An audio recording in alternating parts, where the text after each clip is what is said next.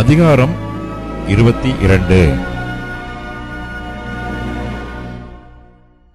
யோசியா ராஜாவாகிறபோது 8 வயதாயிருந்து 31 வருஷம் எருசலேமில் அரசாண்டான்.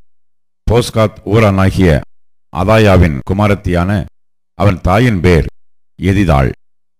அவன் கர்த்தரின் பார்வைக்கு செம்மையானதைச் செய்து தன் தகப்பனாகிய தாவீதின் வழியிலெல்லாம் வலது இடதுபுறம் விலகாமல் நடந்தான். ராஜாவாகிய யோசியாவின் 18ஆம் வருஷத்திலே ராஜா மெசுல்லாமின் குமாரனாகிய அத்சலியாவின் மகன் சாப்பான் என்னும் சம்பிரதியை கர்த்தரின் ஆலயத்துக்கு அனுப்பி, நீ பிரதான ஆசாரியனாகிய இல்க்கியாவினிடத்தில் போய் கர்த்தருடைய ஆலயத்துக்கு கொண்டு வரப்பட்டதும் வாசல் காக்கிறவர்கள் ஜனத்தின் கையிலே வாங்கப்பட்டதுமான பணத்தை அவன் தொகை பார்த்து, பிற்பாடு அவர்கள் அதை கர்த்தருடைய ஆலயத்தின் வேலையை விசாரிக்கிறவர்கள் கையிலே கொடுத்து, அவர்கள் அதை கர்த்தரின் ஆலயத்தை பழுது பார்க்கிறதற்காக அதில் இருக்கிற வேலைக்காரராகிய தச்சருக்கும் சிற்பாசாரிகளுக்கும் கொற்றருக்கும் ஆலயத்தை பழுது பார்க்கும்படி வேண்டிய மரங்களையும் வெட்டின கற்களையும் வாங்குகிறதற்கும் செலவழிக்க வேண்டும்.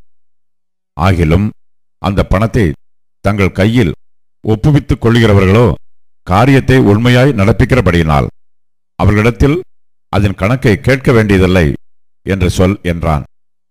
அப்பொழுது பிரதான ஆசாரியனாகிய இல்க்கியா சம்பிரதியாகிய சாப்பானை நோக்கி, நான் கர்த்தரின் ஆலயத்திலே நியாயப்பிரமாண புஸ்தகத்தை கண்டுபிடித்தேன் என்று சொல்லி அந்த புஸ்தகத்தை சாப்பானிடத்தில் கொடுத்தான். அவன் அதை வாசித்தான். அப்பொழுது சம்பிரதியாகிய சாப்பான் ராஜாவினிடத்தில் வந்து ராஜாவுக்கு மறு உத்தரவு சொல்லி, ஆலயத்திலே தொகையிட்டு கண்ட பணத்தை உமது அடியார் சேர்த்து கட்டி அதை கர்த்தருடைய ஆலயத்தின் வேலையை விசாரிக்கிறவர்கள் கையிலே கொடுத்தார்கள் என்று சொன்னான். சம்பிரதியாகிய சாப்பான் பின்னையும் ராஜாவை நோக்கி, ஆசாரியனாகிய இல்க்கியா என்னிடத்தில் ஒரு புஸ்தகத்தை கொடுத்தான் என்று அறிவித்து அதை ராஜாவுக்கு முன்பாக வாசித்தான்.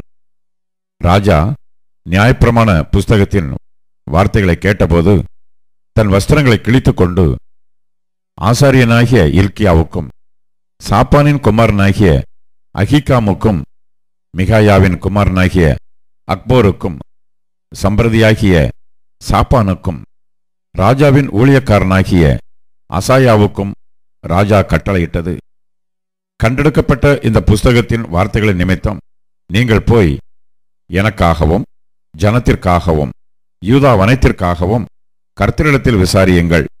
நமக்காக எழுதியிருக்கிற எல்லாவற்றின் படியையும் செய்ய நம்முடைய பிதாக்கள் இந்த புஸ்தகத்தின் வார்த்தைகளுக்கு செவி கொடாதபடியினால் நம்மேல் பற்றி எறிந்த கர்த்தருடைய உக்கிரம் பெரியது என்றான்.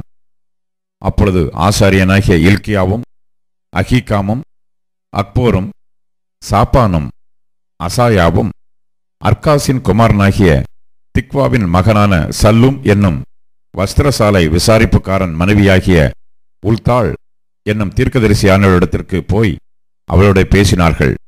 அவள் எருசலேமின் 2ஆம் வகுப்பிலே குடியிருந்தாள்.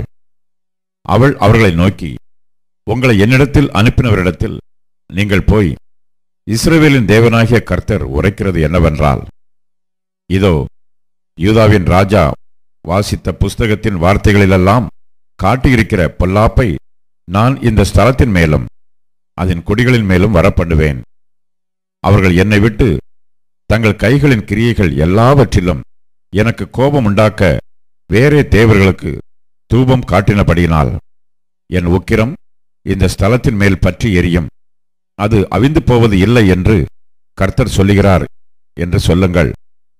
கர்த்தரிடத்தில் விசாரிக்கிறதற்கு உங்களை அனுப்பின யூதாவின் ராஜாவினிடத்தில் நீங்கள் போய், நீர் கேட்ட வார்த்தைகளை குறித்து இஸ்ரவேலின் தேவனாகிய கர்த்தர் சொல்லுகிறது என்னவென்றால், நான் இந்த ஸ்தலத்திற்கும் அதன் குடிகளுக்கும் விரோதமாக அவர்கள் பாழும் சாபமும் ஆவார்கள் என்று சொன்னதை நீ கேட்டபோது உன் இருதயம் இளகி நீ கர்த்தருக்கு முன்பாக உன்னை தாழ்த்தி உன் வஸ்திரங்களை கிழித்துக் கொண்டு எனக்கு முன்பாக அழுதபடியினால் நானும் உன் விண்ணப்பத்தை கேட்டேன். ஆகையால் இதோ நான் உன்னை உன் பிதாக்களிடையில் சேர்த்துக் கொள்ளுவேன். நீ சமாதானத்தோட உன் கல்லறையில் சேர்வாய். நான் இந்த ஸ்தலத்தின் மேல் வரப்பண்ணும் சகல பொல்லாப்பையும் உன் கண்கள் காண்பதில்லை என்று கர்த்தர் சொல்லுகிறார் என்பதை சொல்லுங்கள் என்றாள்.